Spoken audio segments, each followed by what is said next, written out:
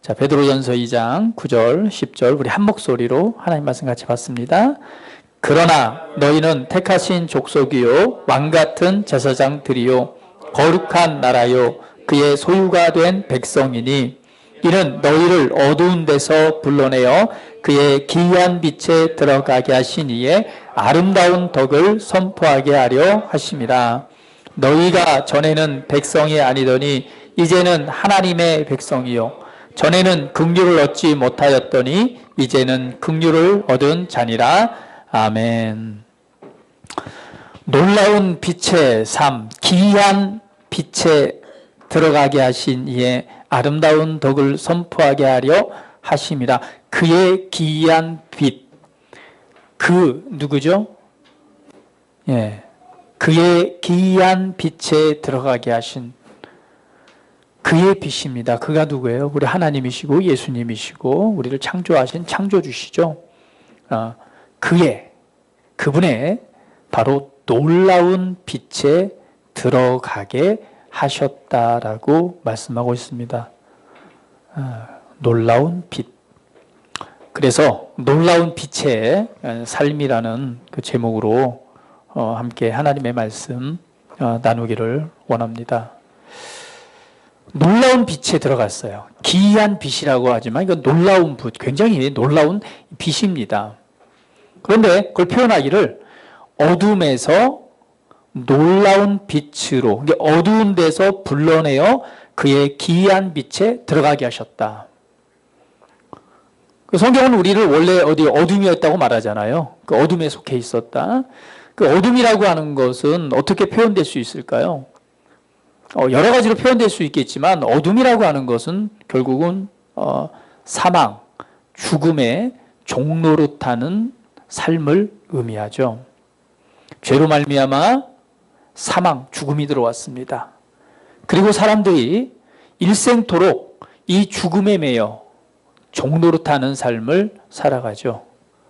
빛이라고는 볼 수 없는 곳, 그 어둠의 일은 결국은 우리의 죽음과 저주와 영원한 사망이라고 하는 멸망의 자리에 서게 합니다. 이것이 바로 어둠이죠.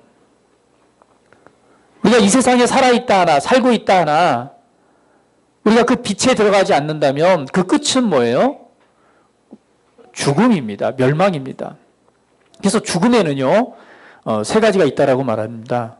첫 번째는 뭐예요? 영적인 죽음이죠. 하나님과의 관계가 끊어진 것을 말합니다.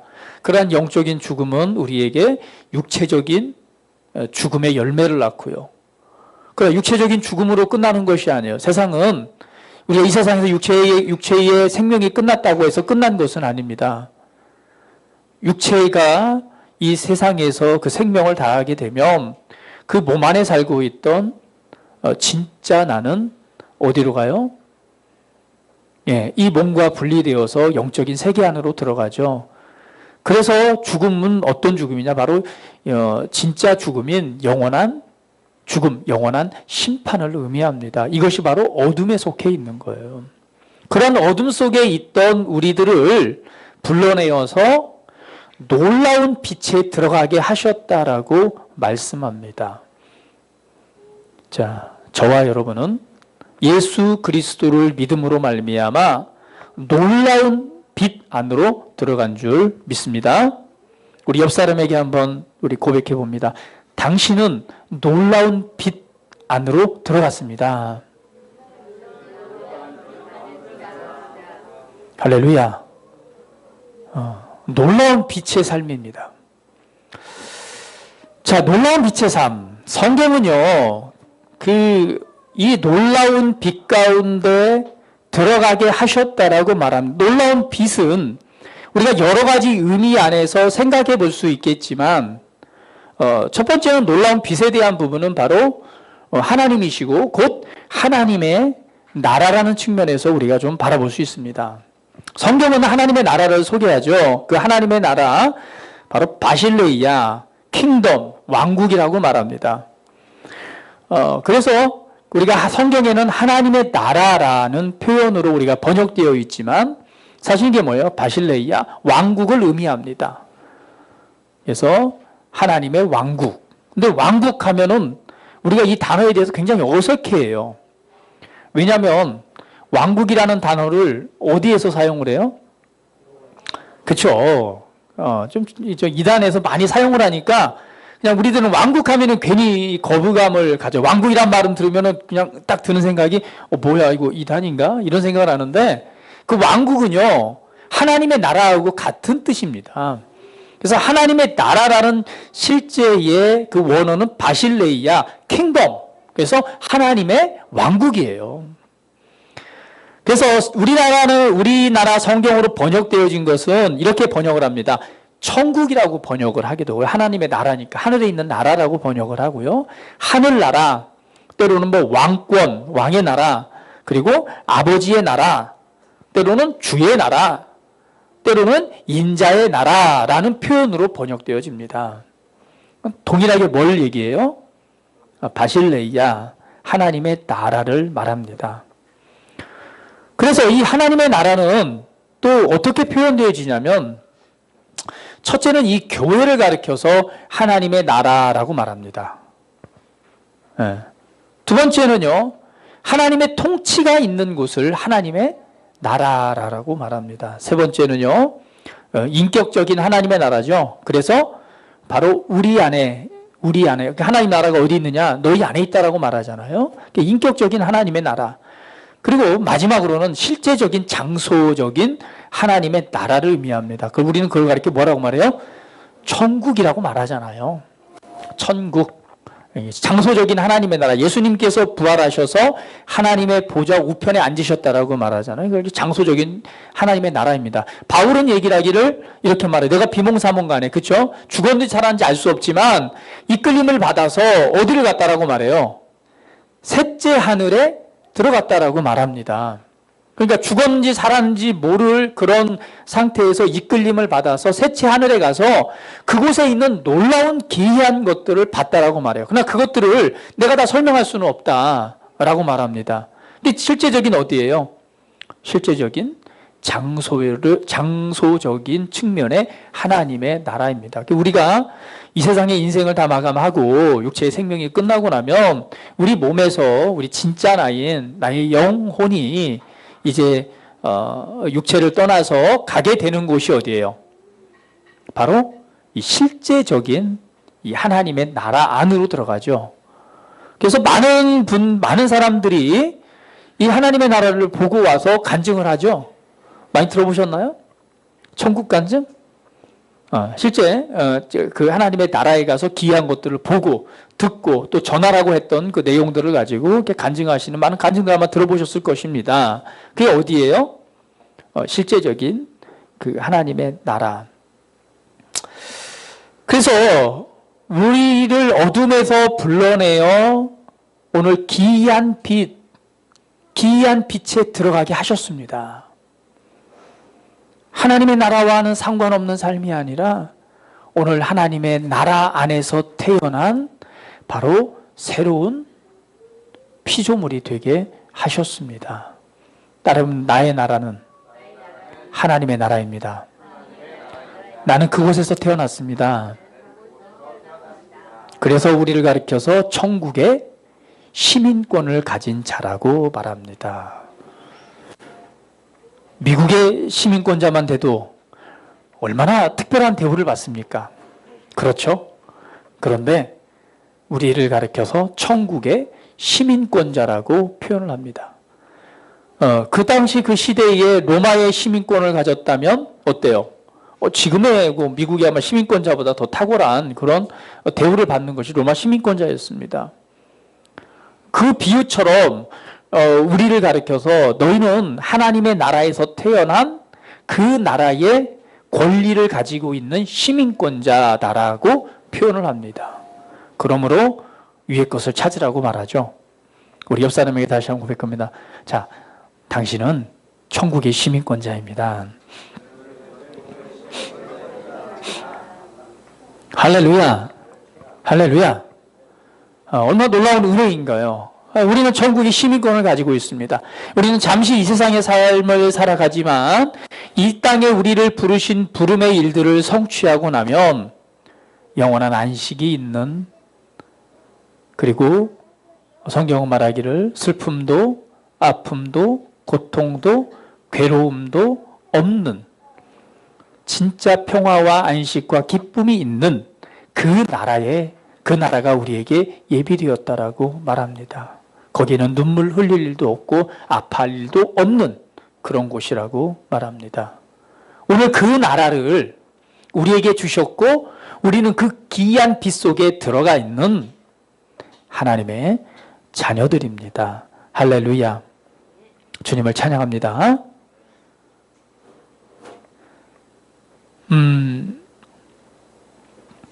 그러면서 오늘 그러면 우리가 그 기이한 빛에 들어가게 하신 이에 놀라운 덕을 선포하게 하려 하심이라 라고 말했어요. 그러니까 우리는 기이한 빛 속에 들어갔는데 그곳에 들어간 것으로 끝난 것이 아니라 그 안에서 그 은혜의 삶을 살게 하신 이에 그 위대한 일을 행하신 그분의 아름다운 일들을 선포하게 하려 하십니다 라고 말합니다. 그 일을 증거하고 나타난 죄로 부르셨다는 거죠. 그래서 성경은 이렇게 말합니다. 너희는 택하신 족속이요. 자, 먼저 한번 고백해봅니다. 나는 택함을 받았습니다. 이 택하심이라는 것은 선택되었다라는 말입니다. 그런데 놀라운 말씀이 있죠. 마태복음 22장 10절, 14절에 보면 청함을 받은 자는 많되 택함을 입은 자는 적으니라 라는 말씀이 있습니다. 하나님께서는 분명히 우리를 구원하시고 우리에게 생명을 주시고 우리에게 기이한 빛의 삶을 살아가도록 창세전부터 예정하셨습니다. 그리고 예수 그리스도를 통해서 그 천국 잔치를 예비하셨어요. 그래서 비유로 말하기를 한 왕이 잔치를 배설했습니다. 잔치를 딱 그 잔칫날을 정해놓고요. 사람들을 초청을 했어요. 야, 내가 지금 이런 그 혼인잔치를, 이 잔치를 배설했는데 자, 너도 이쪽에 와. 너도 이 혼인잔치에 들어와라고 초청을 했어요. 초청을 했는데 막상 그 당일날이 되니까 그 초청받았던 사람들이 그 잔치에 오질 않죠. 어떻게 해요? 나는 소를 한 마리 샀는데 그 소가 얼마나 좀 잘 했는지 내가 뭐 실험을 해보러 가야 돼. 아니야, 나는 좀 이 바쁜 일이 있어서 나는 뭐 장례식이 있어서 좀 거길 좀 다녀와야 돼. 그래서 갈 수가 없어. 초청받았던 사람들이 그 잔치에 참여하지 않는 거예요. 그래서 그 왕이 말합니다. 종들을 불러서 야, 너 빨리 밖에 나가가지고 길에 다니는 사람, 있는 모든 사람들을 만나는 대로 다 초청해 와. 그래서 그 사람들을 데려와서 그 잔치에 참여하게 함으로 잔치가 이제 이루어지게 되죠.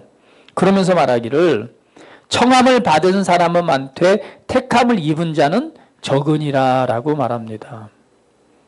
수많은 사람들에게 인류의 모든 사람들이 하나님께서 예수 그리스도를 통해서 놀라운 사랑을 베푸셨고 그 사랑의 은혜 안에서 이 잔치에 초청을 하시는 거예요. 많은 사람들이 복음을 듣습니다. 예수님에 관한 이 놀라운 복음들을 들어요. 이 천국 복음에 관해서 듣고 하나님의 나라의 놀라운 일들을 듣습니다. 초청을 받아요. 그러나 거기에 반응하는 사람은 적습니다. 그러나 오늘 여기에 계신 여러분들은 오늘 그 초청에 반응함으로 오늘 예수님을 구원자로 믿고 또 믿음 안에서 기이한 빛에 들어가게 된 택함을 받은 자인 줄 믿습니다. 할렐루야. 할렐루야. 예. 초청에 응답하는 자가 바로 택함을 받은 자입니다. 오늘 저와 여러분은 주님으로부터 택함을 받았습니다. 오늘 택함을 받은 자예요. 얼마나 놀라운 은혜인가요? 우리 택함을 받은 자입니다. 언제나 하나님의 말씀과 은혜 앞에 그 반응하는 그런 삶을 살아가기를 주님의 이름으로 축복을 드립니다. 예, 말씀을 반응하는 자. 그래서 우리는 동일하게 이 초청장, 이 복음을 전해야 됩니다. 그리고 그 복음 안에 반응하는 사람은 오늘 그 은혜의 자리에 들어와 오늘 그 혼인잔치에 참여함으로 오늘 하나님이 주신 놀라운 기이한 빛의 삶을 살아가게 될 줄 믿습니다. 우리 옆사람이 인사합니다. 당신은 택함을 받았습니다. 할렐루야. 예. 우리는 택하신 족속으로서 택함을 받았습니다. 그러면서 또 말하기를 우리는 왕 같은 제사장이다 라고 말합니다. 왕이라고 하는 것은요, 통치권자를 의미하죠. 자, 놀라운 그 빛에, 기이한 빛에 들어가 있는 삶은 오늘 왕 같은 제사장으로서의 삶입니다. 왕의 삶은, 왕에게는 통치권, 다스리고 통치할 수 있는 통치권이 있습니다. 첫 번째, 왕의 삶이라고 하는 것은 다스림, 통치권자로의 삶을 살아가는 것입니다. 과거에는 종이었습니다. 억눌리고 사로잡히고 종속되어서 이끌려 다니는 삶을 살았다면 이제는 우리를 기이한 빛으로 우리를 이끄셨습니다. 그 자리는 종의 자리가 아닙니다. 그 자리는 억눌리고 패배하고 실패하는 자리가 아닙니다. 상황과 환경에 영향을 받아서 좌우로 흔들리고 요동하는 그러한 삶이 아닙니다. 우리를 어느 자리에 이끄셨냐면 바로 왕의 자리로 이끄셨습니다. 그 왕의 자리는 권세가 있는 자리입니다. 다스림의 자리입니다. 할렐루야. 그래서 로마서 5장 17절은 말하기를 한 사람의 범죄로 말미암아 사망이 그 한 사람을 통하여 왕노릇하였지만 더욱 은혜와 의의 선물을 넘치게 받는 자들은 한 분 예수 그리스도를 통하여 생명 안에서 왕노릇하리로다 라고 말합니다. 우리는 그의 생명을 받은 자로서 왕노릇, 다스리는 삶을 살아갈 것이다 라고 말합니다. 우리 먼저 한번 고백해 봅니다. 나는 다스리는 자입니다. 다시 한번, 나는 다스리는 자입니다. 더 이상 세상에, 삶에, 환경에 휘둘리는 자가 아닙니다. 더 이상 종으로서 억눌려 삶을 살아가는 자가 아닙니다. 우리를 어떤 위치에 세우셨냐면 왕, 통치권, 다스리는 자의 위치에 세우셨습니다. 그러면 우리가 무엇을 다스려야 될까요? 어떤 걸 다스려야 될까요? 뭐 친구들에게 야, 나는 왕이야, 너는 나의 다스림을 받아, 이렇게 해야 될까요? 그렇게 적용하면 안 되겠죠. 무엇을 우리가 다스려야 될까요? 요즘 우리 아이들을 보면은요, 참 일주일의 그 모든 삶을 보면 그냥 스마트폰에 매여 있는 삶이, 시간들이 너무너무 많은 것 같아요. 그렇죠? 정말 이 손에서 떼질 못합니다. 손과 눈에서 떼질 못해요. 잠시라도 그걸 좀 떼놓으려고 하면은요, 벌써 반응이 뭐예요? 싸해지죠.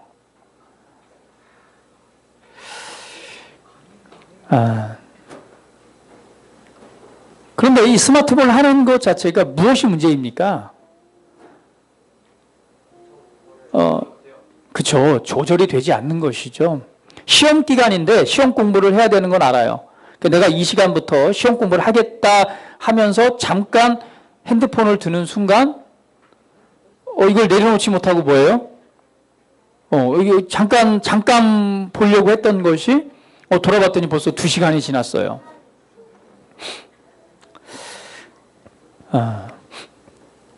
시간을 다스리는 삶을 살아가십시오. 할렐루야. 네. 나는 무언가에 중독되어서 그것의 지배를 받는 자가 아니라 이제는 그것을 다스릴 수 있는 자입니다. 우리를 그런 자로 부르셨어요. 그렇기 때문에 시간을 다스리는 삶을 살아가십시오. 시간을 조절할 수 있는 삶을 살아가세요. 시간을 다스리기 위해서는요, 첫 번째, 우선순위에 대한 이 결정이 내려져야 됩니다. 무엇이 가장 중요한 것인가에 대한 우선순위에 대한 정리가 돼야 되겠죠. 하나님의 말씀을 먼저 대하는 일, 하나님의 말씀을 공부하는 일, 하나님의 말씀을 읽고 그 주님께 먼저 초점을 두는 일에 우선순위를 두십시오. 그리고 그 시간을 빼앗기는 것이 아니라 내가 시간을 다스려서 그 시간을 구별하고 그리고 하나님의 말씀 안에서 하나님께 주신 내 삶의 중요한 부분들을 이루어 나갈 것에 대한 시간들을 정해놓고 그 시간을 다스릴 줄 아는 삶을 살아가야 됩니다. 다스리지 못한다는 것은 어떤 걸로 휘둘리는 삶을 의미하는 거예요. 예를 들면 스마트폰에 내 시간을 뺏기고 조절하지 못하고 거기에 중독되어듯이 내가 해야 될 그 모든 일들을 다 빼앗기고 그냥 그 일에 시간, 세월을 낭비하는 것을 의미하죠. 성경은 말합니다. 때가 악하다, 세월을 아끼라. 그는 뭐예요? 시간과 기회를 잡으라는 것입니다. 시간을 그냥 흘려보내지 말고 그 시간에 주어진 그 기회, 그 찬스를 잡으라는 거예요. 시간을 다스리는 자가 되기를 주님의 이름으로 축복을 드립니다. 예, 시간에 쫓겨서도 안 되고요. 헛된 시간에 시간을 낭비하는 것도 다스리는 것이 아닙니다. 시간을 조율하고 조정할 수 있는 그런 삶을 살아가셔야 돼요. 우리는 그렇게 할 수 있는 그 능력의 자리로 우리를 부르셨습니다. 할렐루야. 할렐루야. 자, 우리 학생들. 자, 스마트폰을 조절할 수 있어요, 없어요? 정말요? 할렐루야. 근데 우리 딱 3명만 대답을 안 해요. 누구냐면 소희하고 선민이하고 혜민이만 대답을 안 해요. 입을 꼭 다물고 나는 절대 그럴 수 없어 이렇게 그런 표정으로 날 쳐다보는 것 같아요. 다시 한번. 자, 나는 다스리는 자입니다. 자, 나는 시간을 다스립니다. 자, 이 3명만 딱 대답을 안 해요. 자, 다시 우리 3명만. 자, 3명만. 나는 성경은 이렇게 말하죠. 유구부원이거늘. 자, 주일학교 모임 때. 자, 우리는 그러한 자를 부르셨습니다. 왕은요, 다스림과 통치권을 가진 자예요. 시간을 조절하고 시간을 다스릴 수 있는 삶을 살아갈 수 있는 그 능력이 그런 위치로 우리를 세우셨습니다. 어떤 것에 매여서 그것에 종속되어서 중독되어서 살아가는 존재가 아니라면 과거에는 그랬어요.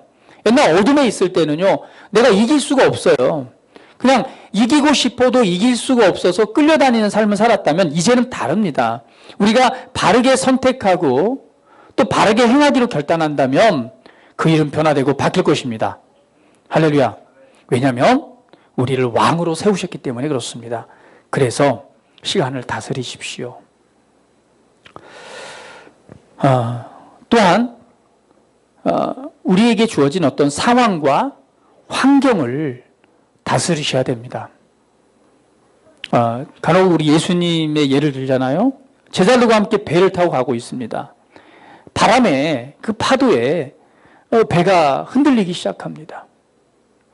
제자들이 그 흔들리는 배 안에서 너무나 두렵습니다. 죽을까봐. 그런데 그 배 안에서 동일하게 누가 타고 계셨어요? 예수님께서 타고 가셨습니다. 예수님은 뭐 하셨어요? 예, 곤히 주무시고 계셨습니다. 예수님이 스스로가 누구인지 알았습니다. 예수님께서는요, 그 환경을, 바람과 파도를 다스릴 수 있는 그 왕으로서의 권세가 있다는 걸 알았습니다. 그래서 일렁이는 파도에 의해서 배가 요동하고 있어도 전혀 거기에 대해서 걱정하거나 염려하거나 근심하거나 두려워하지 않으셨습니다. 아주 편안하게 곤히 주무시고 계셨어요. 우리가 인생을 삶을 살아갈 때 다스린다라고 하는 것은 삶을 살아가다 보면 우리가 매일 좋은 일만 있는 것은 아닙니다. 분명하게 우리 삶의 우리 환경, 나의 삶과 나의 환경 속에서 나를 걱정하게 하고 근심하게 하고 요동하게 하고 힘들게 하고 억눌리게 하는 그런 일들이 내게 다가올 일이 있습니다. 그렇죠? 사랑과의 관계 속에서 때로는 환경 속에서 나를 압박하는 일들이 옵니다. 그럴 때에 우리는 당연히 거기에 사람이라면 유동하게 돼 있어요. 걱정합니다. 근심합니다. 염려합니다. 이러다가 어떻게 될까? 이러다가 내 배가 넘어져서 내가 죽지는 않을까? 이 질병으로 인해서 내가 병에 걸려 죽지는 않을까? 이 환경으로 인해서 나의 재정이, 나의 삶이 망가지지 않을까? 이러다가 내가 죽는 거 아닐까? 이 걱정하고 염려합니다. 그러나 여러분, 기억하십시오. 우리는 다스리는 자, 생명 안에서 다스릴 수 있는 통치권자로 부르심을 받았습니다. 할렐루야. 요동하기를 거절하십시오. 더 이상 두려워하지 마세요. 그리고 상황을 바꾸고 다스리십시오. 요동하기를 거절하세요. 두려워하기를 거절하세요. 예수님처럼 이렇게 외치는 것입니다. 바람아, 파도야, 잠잠하라. 할렐루야. 질병아, 내게서 사라져라. 환경에 관해서 지금 나를 억압하는 환경, 억눌리게 하고 요동하게 하는 그런 환경에 관해서 정확하게 내가 누구인가를 알고 그 안에서 말씀을 사용해서 대면하여 선포하고 말하기를 시작하십시오. 왕의 말에는 권세가 있습니다. 권위가 있습니다. 따라해보시죠. 나의 말에는 권위가 있습니다. 할렐루야. 우리를 그 빛에 들어가게 하셨단 말이에요. 과거는 어둠이었지만 이제는 다릅니다. 하나님의 나라, 그 귀한 빛, 예수님의 빛, 하나님의 빛 안에 들어가게 하셨습니다. 무엇으로? 그 삶은요, 택하신 족속이요, 왕 같은 삶입니다. 그렇기 때문에 더 이상 이 상황과 환경에 요동하고 걱정하고 근심하지 마십시오. 그렇게 하는 것은 하나님의 뜻이 아닙니다. 나는 그 기이한 빛에 들어가서 그 상황과 환경을 바꾸고 다스릴 수 있는 그러한 오늘 하나님의 아들로 부르심을 받았습니다. 그렇기 때문에 대면하여 정확하게 바라보고 그리고 예수님처럼 그 상황에 대해서 믿음과 말씀의 원리를 사용해서 강하게 선포하십시오. 나는 이 일에 대해서 요동하지 않는다. 나는 걱정하지 않는다. 하나님의 호의가 나와 함께한다. 이 상황과 환경은 예수 이름으로 변화될지어다. 그리고 너희가 말한 대로 선포한 대로 이루어질 줄 믿으라고 그랬잖아요.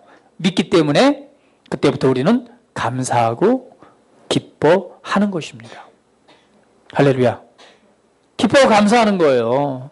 주님 감사합니다. 승리케 하시니 감사합니다. 이 모든 환경들이 변화되고 달라지게 하심을 믿고 감사합니다.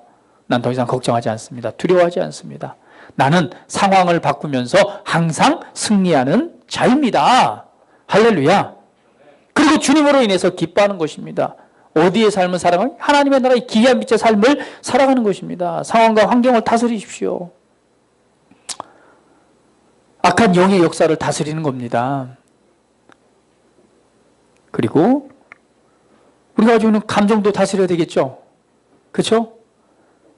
육신의 감각을 따라서 감정으로 늘 동용하는 자가 아니라 하나님의 말씀을 따라서 바르게 선택하고 바르게 말하고 바르게 행동할 수 있는 삶을 살아가는 것입니다.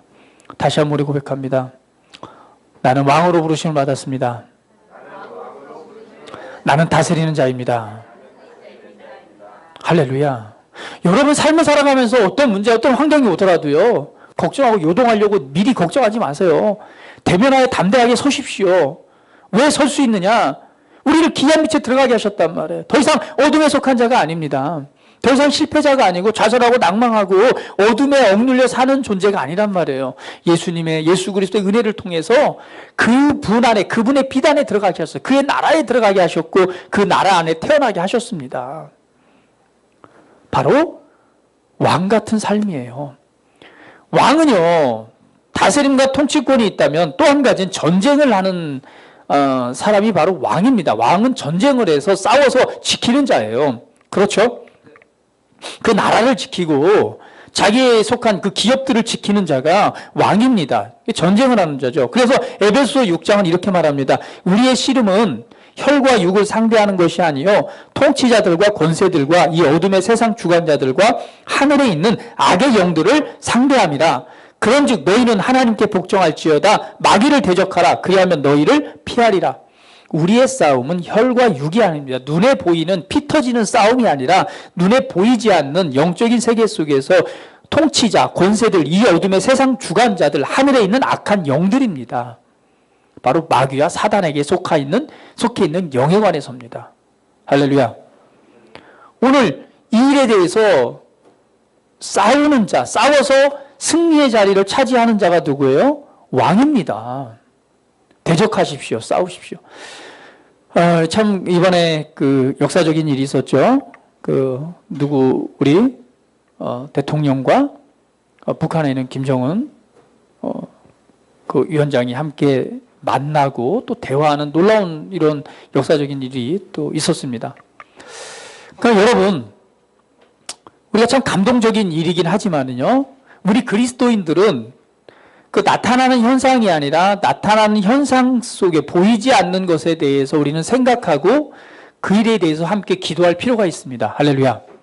분명히 하나님의 은혜가 있기 때문에 이 일이 일어난 것입니다. 그 은혜가 선한 열매와 결과로 맺혀지기 위해서는요, 믿음의 사람들이 영적인 싸움을 싸워줘야 됩니다. 사회주의, 공산주의에는요, 공산주의의 영이 있습니다. 옛날 그 소련이 이제 러시아로 바뀌었잖아요. 멸망하고 사회주의. 거기에는 그 영이 있어요. 근데 그 영은요, 반드시 기독교하고는요, 반대예요. 그래서 공산주의는 반드시 기독교를 핍박하게 돼 있습니다. 이거는 영이 반대돼요. 종속하고 사로잡고 죽이고 멸망시키는 게 이 공산주의 영입니다. 그래서 뭐 가장 좋은 것은요, 그냥 완전한 통일이 한 체제로 통일되는 게 좋지만 우리는 이 일들이 하나님의 은혜가 있는 줄 믿습니다. 그리고 회복과 회방의 역사가 이루어진다면 우리는 기도해야 돼요. 그리스도인들은요. 그 안에 역사는 어둠의 영에 관해서 반드시 선언하고 선포하는 기도를 해야 됩니다. 할렐루야. 그리고 하나님 주신 지혜와 은혜가 선한 열매로 나타나도록 우리 대통령에 대해서 반드시 기도를 하셔야 돼요. 할렐루야. 우리는요, 왕 같은 왕입니다. 전쟁을 하는 자예요. 이것은 눈에 보이는 싸움, 보이지 않는 것에 대한 싸움입니다. 보이지 않는 것에 대해서 그 어둠의 영에 관해서 우리는 대적하고 싸우는 일을 해야 됩니다. 우리가 삶을 살아가다 보면 눈에 보여지는 일들이 있습니다. 눈에 보이는 것이 전부가 아니라 그 안에 역사하는 악한 영의 역사들에 대해서 우리는 알아야 됩니다. 그 악한 영의 역사는요, 억눌림, 누르는 거죠. 때로는 사로잡고, 때로는 완전히 그냥 그리스도로부터 떠나가도록 점령되는 일들을 합니다. 억눌림이라고 하는 것은 무엇이에요? 억눌리라는 것은 굉장히 눌림을 받는 거잖아요. 이건 우리 개인적으로 인생을 살아가다 보면 개인적으로 눌림을 받을 때도 있습니다. 괜히 그냥 우울해져요.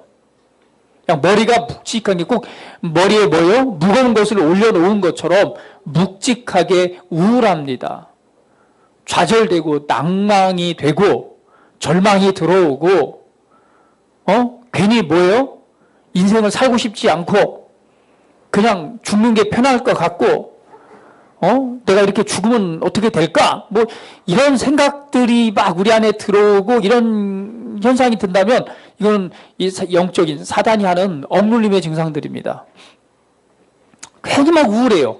괜히 막 절망적이 되고 막 낭망이 되고 막 한숨이 나오도 어떻게 해요? 아무것도 나오는 막 뭐 이런 한숨이 나오고 기쁘지도 않아요. 하고 싶은 일도 없어. 괜히 눌려요. 이걸 억눌림이라고 말합니다. 이거 누가 하는 거예요? 악한 영의 역사입니다. 그럴 때는요, 그래서 우리는 그 영의 일을 알고 뭐 하라고요? 싸우는 자가 돼요. 성경 말합니다. 마귀를 대적하라. 그리하면 너희를 피하리라. 이렇게 선언해 봅니다. 따라해 봅니다. 억눌림의 영아, 내게서 떠나가라. 예. 할렐루야. 그리고 즉시로 성령의 충만함을 받으세요. 찬양하시고 기뻐하기로 선택하시고 감사하세요. 할렐루야. 우리는 영을 알고 영을 대적하는 자입니다. 때로는 사로잡습니다. 하나님의 이 어떤 것에 사로잡히게 하는 것은 뭐예요? 하나님께 집중하는 것이 아니라 말씀에 집중하는 것이 아니라 다른 것에 집중해서 그것에 이게 바른 길이 아니라 옳지 않은 길을 걷게 하는 거죠.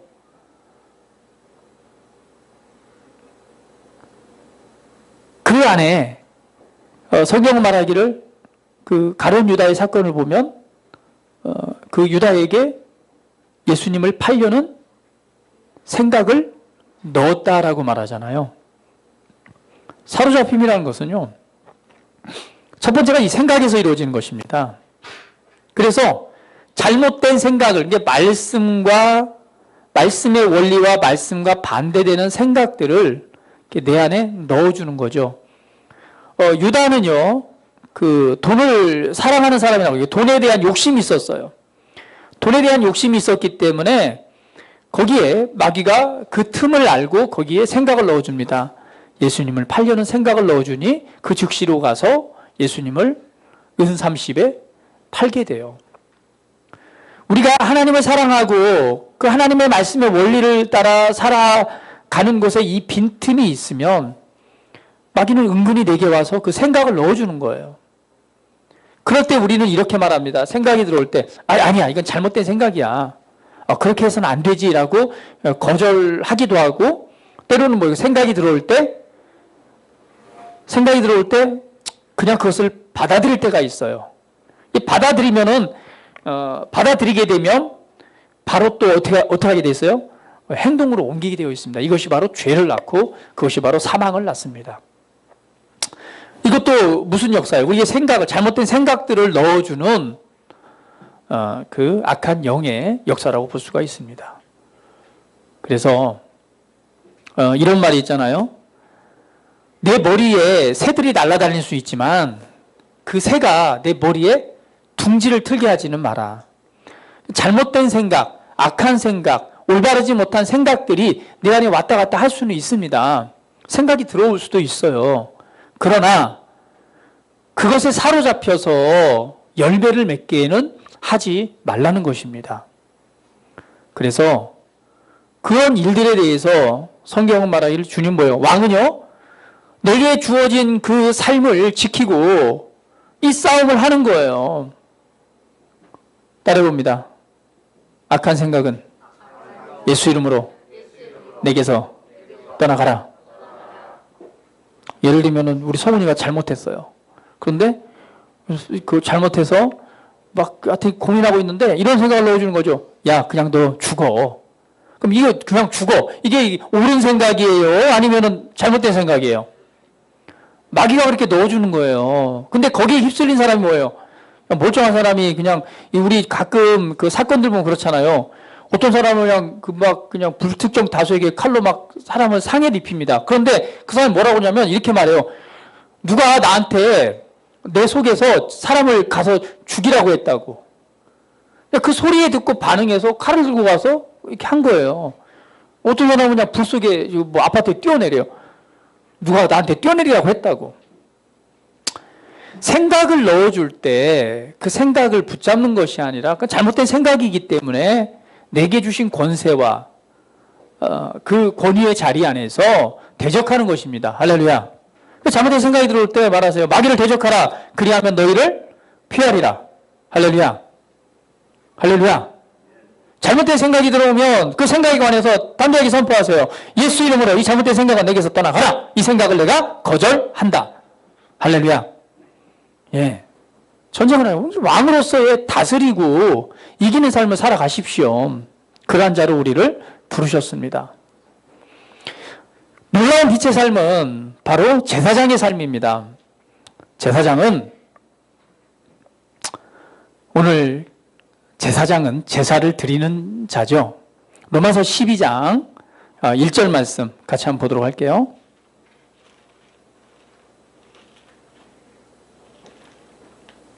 자, 로마서 12장 1절 같이 한번 읽어봅니다. 시작. 그러므로 형제들아 내가 하나님의 모든 자비하심으로 너희를 권하노니 너희 몸을 하나님이 기뻐하시는 거룩한 산 제물로 드리라. 이는 너희가 드릴 영적인 예배이니라. 할렐루야.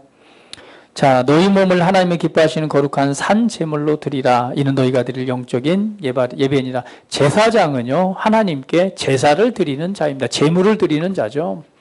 하나님께 제물을 가지고 제사를 드리는 제사장의 직무입니다. 그런데 주님은 말하기 첫 번째는요, 이제는 너희가 너희의 삶을, 너희의 몸을 하나님의 제물로 드리라. 우린 제사장이기 때문에 우리의 몸을 하나님께 제물로 드리는 삶을 살아가야 돼요. 그런데 이걸 가르쳐서 너희의 삶이라고 말합니다. 너희가 드릴 영적인 진짜 예배래요. 너희 삶을 드리는 겁니다. 그러니까 우리는 제사장으로서 우리의 삶 전체를 하나님께 드리는 제사장으로 부르심을 받았습니다. 할렐루야. 따르면 나는 나의 삶을 드리는 거룩한 제사장입니다. 여러분 삶 전체를 드리는 것입니다. 이것이 누구예요? 우리 제사장 삶이에요. 그래서 성경 말합니다. 너희가 마음의 변화를 받으라. 그리고 하나님의 선하시고 기뻐하시고 온전한 뜻이 무엇인지 분별하도록 하라. 이 세상을 본받지 말고 마음의 변화를 받으래요. 우리는 우리 삶 전체를 드리기 위해서 우리는 반드시 마음의 변화를 받기 위해서 바로 하나님의 말씀이 필요한 것입니다. 그래서 무엇보다도 우선순위에 두세요. 하나님의 말씀을 배우는 일, 하나님의 말씀을 읽는 일, 하나님의 말씀을 원리를 이해하고 아는 일, 그리고 그 말씀을 고백하고 그 말씀에 반응하는 삶을 살아가는 일에 최우선순위를 두십시오. 그 원리를 따라 살아가는 삶은 하나님이 받으시는 진짜 예배의 삶이 되는 거예요. 우리 옆 사람에게 말씀을 더 사모하십시오. 할렐루야. 네, 말씀을 더 사모하십시오. 사랑하십시오. 제사장이라고 하는 것은요, 제물을 드리는 자입니다. 바울은 이거에 대해서 고백하기를 뭐라고 말하냐면 이방인들을 하나님 앞에 제물로 드린다라고 말해요.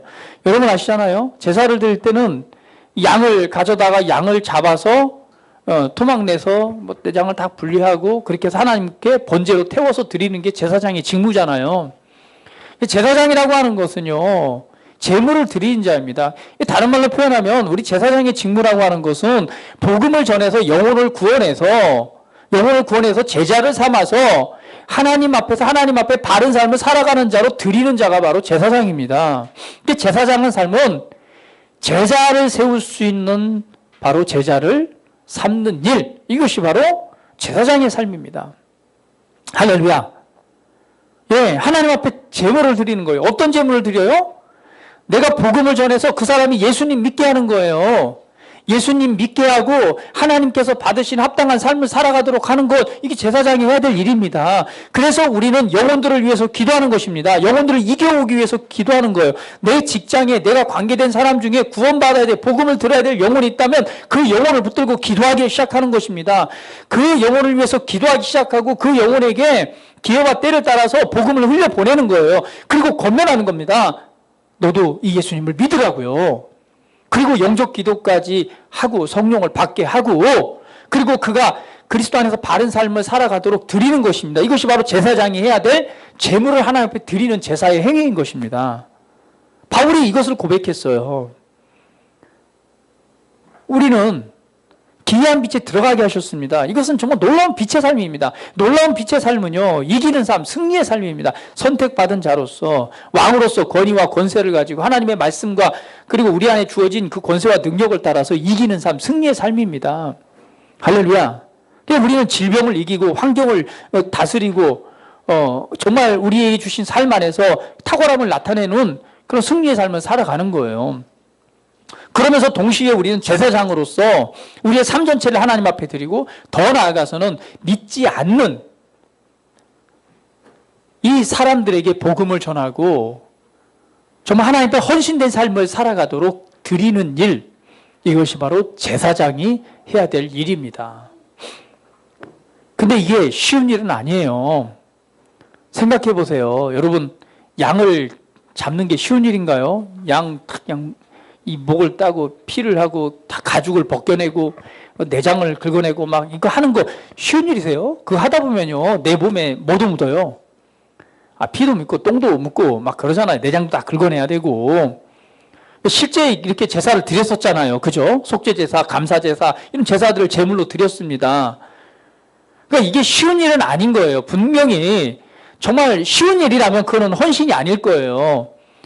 어려운 일입니다. 영혼을 위해서 붙들고 기도하는 일, 그 영혼들의 삶을 변화시키는 일, 그로 하여금 예수님을 믿게 하는 일, 분명히 내게 튀기는 것도 있고 내가 더럽혀지는 것도 반드시 있습니다. 그렇기 때문에 헌신이 필요한 것이고, 그 헌신에는요 반드시 하나님께서 보상해주는 상이 있는 것입니다. 할렐루야.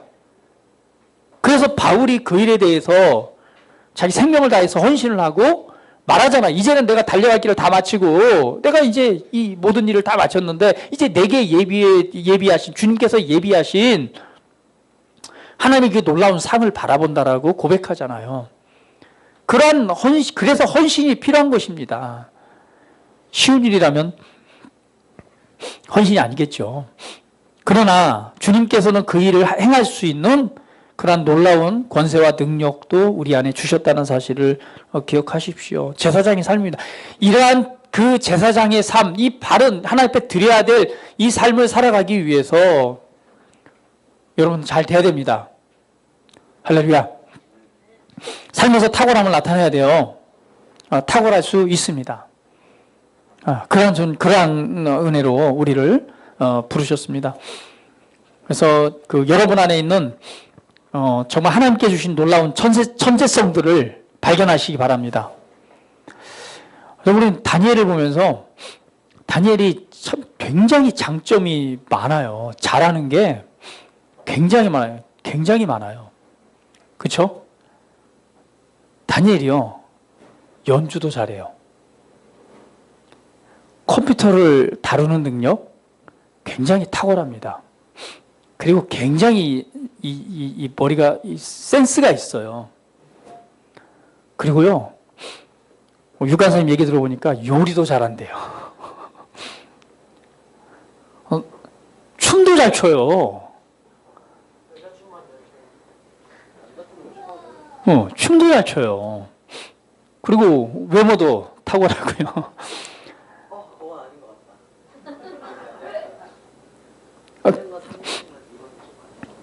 굉장히 그 탁월한 것이 많이 있습니다. 근데 중요한 거는요, 이 탁월한 것이 많음에도 불구하고 내게 이제 부족한 것에 집중하다 보면 실망하고 좌절하고 낭망하는 거예요. 그러나 여러분 삶에 하나님께서 주신 것들이 있습니다. 그것들을 발견하십시오.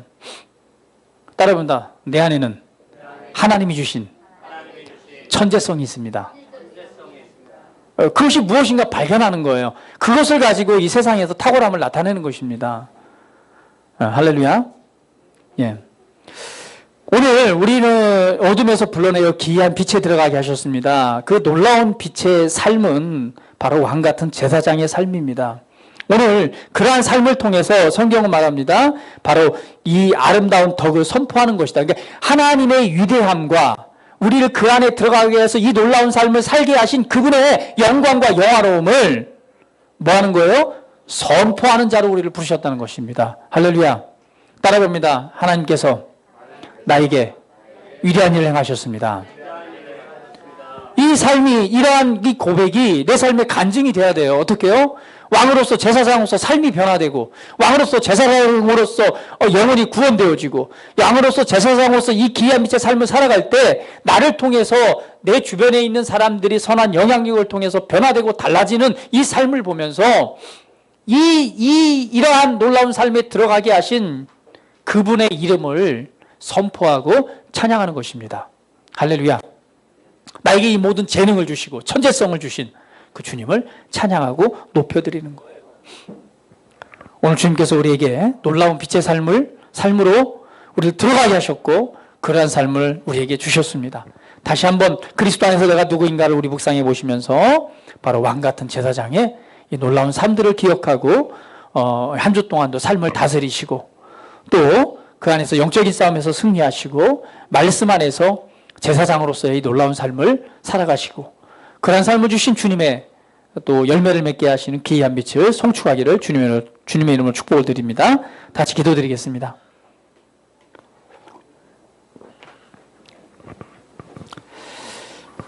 우리 시험 한번 기도드립니다. 하나님, 내가 어둠에 있던 또 어둠 속에 속해 있던 그곳에서 정말 하나님 안에서 기이한 이 놀라운 빛의 삶을 주셨습니다.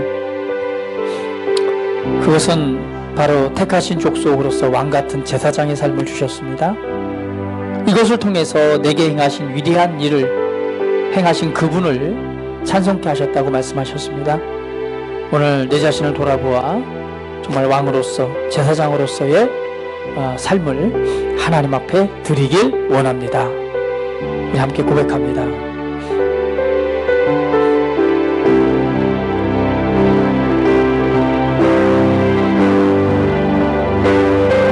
아버지 감사합니다. 놀라운 구원을 감사합니다. 우리를 구원하셔서 하나님의 생명 안에서 놀라운 빛의 삶을 살게 하셨습니다. 오늘 택하신 족속 왕같은 제사장으로 오늘 귀한 빛에 들어가 그러한 삶을 살게 하셨습니다. 이것이 바로 나의 삶입니다. 더 이상 어떠한 어둠이 내게 역사할 수 없습니다. 억눌리고 사로잡고 하는 일들에 우리는 자유롭게 되어진 삶을 살아갑니다. 왕으로서 다스리고 통치하고 오늘 상황과 환경들을 변화시키고 그 안에서 하나님의 선함과 의로움과 영광을 나타내는 삶, 오늘 제사장으로서 우리의 삶 전체를 드릴 수 있는 하나님께서 받으시는 삶을 드릴 수 있는 자,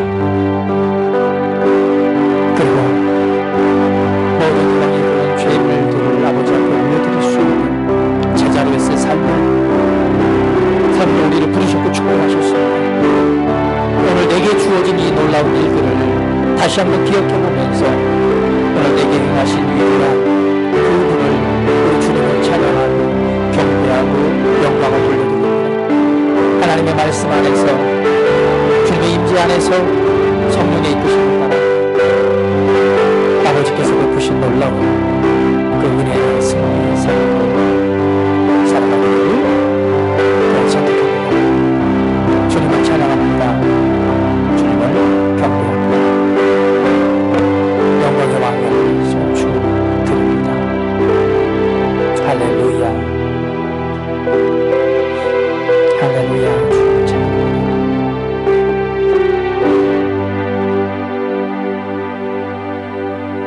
할렐루야. 어둠에 속해서 어둠에 종속되어서 억눌려서 사로잡혀서 진짜 행복, 진짜 승리의 삶을 살아갈 수 없는 그러한 자였지만 주님께서 그곳에서 불러내어 오늘 예수 그리스도로 말미암아 기이한 빛의 삶으로 우리를 축복하셨습니다. 이제 나는 왕으로서 제사장으로서 오늘 다스리고 영적인 싸움을 싸워 이기는 자의 삶을 살아가기로 선택합니다. 시간, 환경, 감정, 상황들을 다스리고 억눌림, 사로잡힌 가운데서 자유를 선언하며 제사장으로서 우리의 나의 삶 전체를 아버지께서 거룩한 산제물로 받으시는 삶을 살아가고 또한 영혼들을 구원하고 그들을 제자 삼고 제자 삼는 일에 헌신하는 삶을 드리기를 원합니다. 또한 이러한 기이한 빛의 놀라운 승리의 삶을 주신 그분의 영화로움을 찬송하겠습니다. 오늘 나의 삶을 통해서 오늘 내 삶이 변화되고 더 나아가서는 나와 관계되어진 사람들의 삶이 변화되고 그곳의 빛의 아름다운 주께서 행하신 위대한 일을 찬송케 될 줄 믿습니다. 도우시고 이끌어주신 주님을 찬양하며 예수님의 이름으로 기도드립니다. 아멘.